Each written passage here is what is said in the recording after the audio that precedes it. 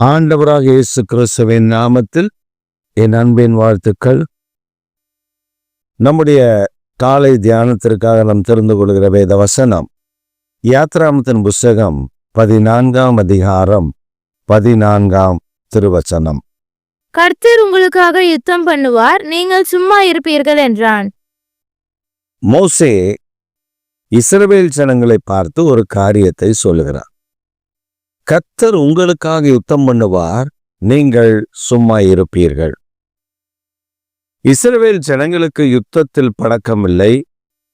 இஸ்ரவேல் ஜனங்களுக்கு யுத்தம் என்றால் என்னவென்று தெரியாமல் அடிமைகளாகவே பல ஆண்டுகள் 100 ஆண்டுகள் வாழ்ந்து விட்டார்கள். இப்பொழுது கர்த்தர் எபிரேயரை எல்லாம் எகிப்திலிருந்து விடுவித்து அவர்களை புறப்பட்டு வர பண்ணிவிட்டார். இப்பொழுது அவர்கள் காதேஸ் வனாந்தரத்தில் அவர்கள் வருகிறார்கள். வனாந்தரத்தில் வரும்பொழுது எதிராக செங்கடல் இருக்கிறது. ஜனங்களுக்கு பின்பாக பார்வோனும் அவனுடைய சேனையும், நம்முடைய அடிமைகளை எல்லாம் அனுப்பிவிட்டோம், நமக்கு வேலை செய்ய ஆள் இல்லை, இப்படி இருந்தால் எப்படி, நாம் அவர்களை போய் மீண்டும் அடித்து மிரட்டி அவர்களை கொண்டு வர வேண்டும் என்று சொல்லி அவர்கள் ஒரு பெரிய படையாக, திரள் படையாக புறப்பட்டு வருகிறார்கள். அப்படி வரும்பொழுது இதை கண்டதான இஸ்ரவேல் ஜனங்கள், எபிரேயர்கள் கூக்குரலிடுகிறார்கள் மோசேயை பார்த்து. அப்பொழுது மோசேயின் இடத்துல கர்த்தர் இந்த வார்த்தையை சொல்லுகிறார். நெருக்கடி நேரம், பிரச்சனை சூழ்ந்திருக்கிற அந்த சூழல், தப்புவதற்கு வழி இல்லை, யுத்தம் பண்ணின அனுபவம் இல்லை, விடுதலை பெற்றுக்கொள்வதற்கான வழி இல்லை, முன்பாக செங்கடல், பின்பாக பார்வோனுடைய சேனை. இந்த சூழலில் அவர்கள் தாங்கள் என்ன செய்வதென்று தெரியாமல் திகைத்து நிற்கிற நேரம். இது எல்லாருக்குமே உரிதான ஒன்றுதான். பல நேரங்களில் நம்முடைய சூழல்கள் வித்தியாசமாக இருக்கும். எப்பக்கத்தில் நெருக்கப்பட்டு ஒடுங்கி போகாதபடிக்கு கர்த்தர் நம்மை காத்து வருவார். எப்பக்கத்தில் நெருக்கப்பட்டிருப்போம். அப்படி நிற்கும் பொழுது நம்மை காப்பாற்றுவதற்கு ஆள் இல்லையே என்று கலங்கி பல நேரங்களில் நீங்களும் நானும் நின்றிருக்கிற சம்பவங்கள் உண்டு.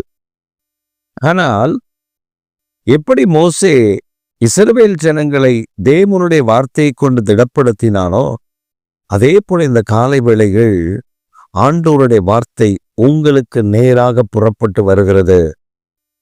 கர்த்தர் உங்களுக்காக யுத்தம் பண்ணுவார், நீங்கள் சும்மா இருப்பீர்கள். பிரியமான கர்த்தருடைய பிள்ளைகளே, அவர் உங்களுக்காக யுத்தம் பண்ண போகிறார், நீங்கள் சும்மா இருப்பீர்கள். உங்களை நீங்கள் நம்பினவர்கள் தான், உங்களை நன்றாக அறிமுகமாகி தெரிந்து பழகினவர்கள் தான். எகிப்தியருக்கு எபிரேயர் அந்நியர்கள் அல்ல. ஆனால்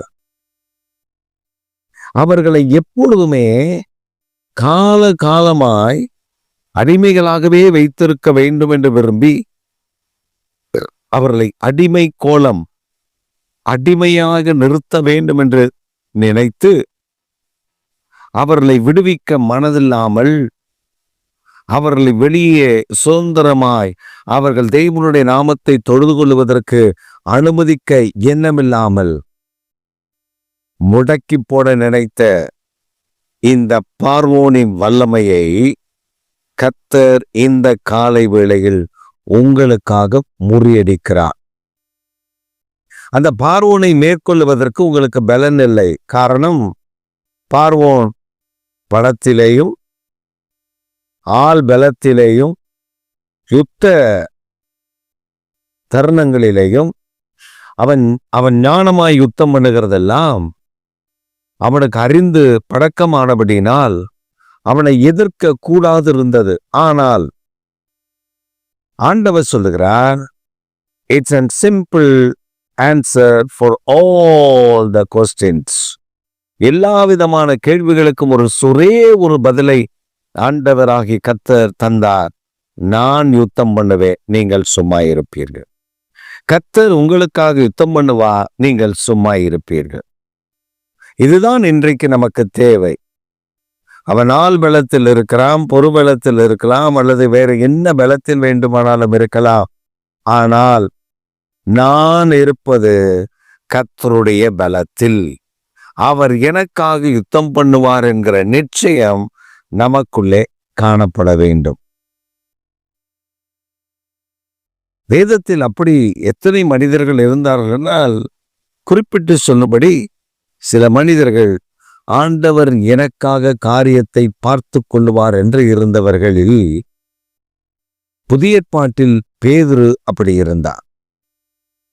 என் காரியத்தை அவர் பார்த்து கொள்ளுவார். He will fight for me. நானே யுத்தம் பண்ண வேண்டும், அவர் யுத்தம் பண்ணுவார். அடுத்த நாள் காலையில் பேதுருவை சிறைச்சேதம் பண்ண வேண்டும், கழுத்தை வெட்டி கொல்ல வேண்டும் என்று ரோம ஆட்சியாளர்கள் காத்திருக்கிறார்கள். அன்று இரவு அவனை பலத்த பாதுகாப்பில் வைத்திருக்கிறார்கள். ஆனால் ஒரு தூக்கு தண்டனை கைதியோ அல்லது இந்த அசாசினேஷனுக்கு ஆயத்தப்படுத்தப்பட்டிருக்கிற ஒரு கைதியோ தூங்குவது கிடையாது. அவனுக்கு தூக்கம் வராது. ஆனால் பேதுரு பாருங்க, நல்லா தூங்கி கொண்டிருக்கிறார். இவர் தூங்குறது மாத்திரம் இல்லாமல் இவரோடு கூட இருந்த வேலைக்காரர்கள், அந்த சிப்பாய்களும் அவரோடு உறங்கி கொண்டிருக்கிறார். அப்ப இவன் எந்த அளவுக்கு உபதேசம் பண்ணிருப்பார் பாருங்க. அவங்களும் நல்லா தூங்குறாங்க இவனோடு கூட. ஒரு தூதன் வருகிறார், எல்லா சங்கிலிகளும் அறுந்து விழுகிறது, கதவுகள் திறக்கிறது.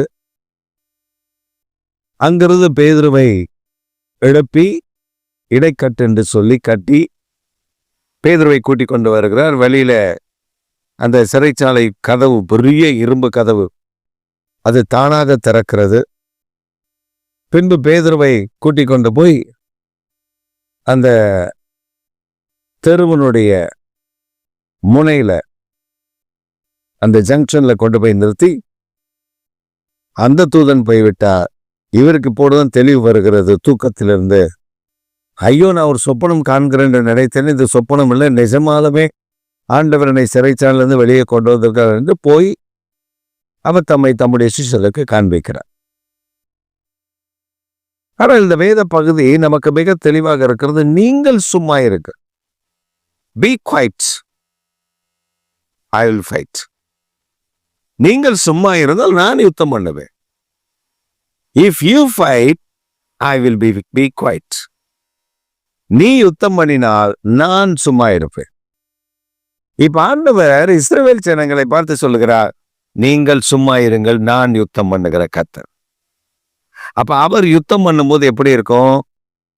அவ என்ன தாளந்து, என்ன திறமைகளை பயன்படுத்தினாலும் தேவனுக்கு முன்பாக அது ஒன்றுமில்லாமல் போய்விடும், நிர்மூலமாக்கப்பட்டு போய்விடும். வேதத்துல பாத்தீங்கன்னா, செங்கடல்ல இஸ்ரவேல் ஜனங்கள் கடந்து வருகிறார்கள்.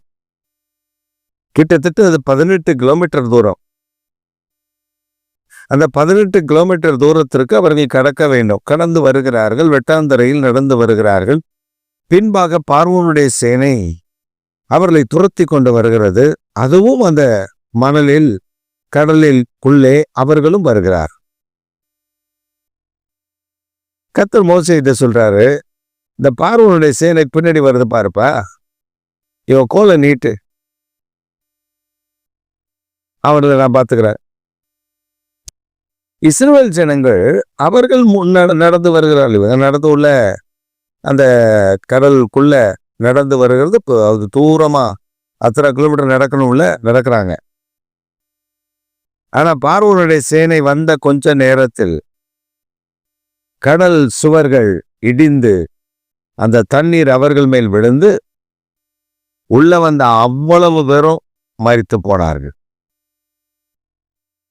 வேதம் சொல்லுகிறது, இஸ்ரவேல் ஜனங்கள் கரையேறும்போது அவர்கள் இக்கரையிலிருந்து அக்கறைக்கு வெளிப்பட்டு வெளியேறும்போது எகிப்தருடைய பிணங்கள் கரைகளில் ஒதுங்கி கிடந்தது. அப்ப பாருங்க, ஆண்டவர் யுத்தம் பண்ணினா இப்படிதான் யுத்தம் பண்ணுவார் என்று சொல்ல முடியாது. அதனால நம்முடைய வாழ்க்கையில் நீங்கள் ஏதோ ஒரு நெருக்கடியில், ஐயோ அது கரம் மிஞ்சினவர்கள், பலன் உள்ளவர்கள், சத்துவம் உள்ளவர்கள், பணக்காரர்கள் எங்கள் குடும்பத்தை அடிமையாகவே வைத்துக் கொள்ள விரும்புகிறார்கள், நாங்கள் அது விரும்பவில்லை என்று நினைத்து நீங்கள் அந்த அடிமைத்தனத்தின் ஆவியிலிருந்து வெளியே வர விரும்புகிற உங்களை பார்த்துதான் சொல்லுகிறார், கர்த்தர் உங்களுக்காக யுத்தம் பண்ணுவார், நீங்கள் சும்மா இருப்பீர்கள். அடிமைப்படுத்துகிற ஆவியின் இடத்திலிருந்து, அந்த மனிதர்களிடத்திலிருந்து உங்களை ஆண்டவர் விடுவிக்கிறதை இன்று நீங்கள் காண்பீர்கள். ஆமென்.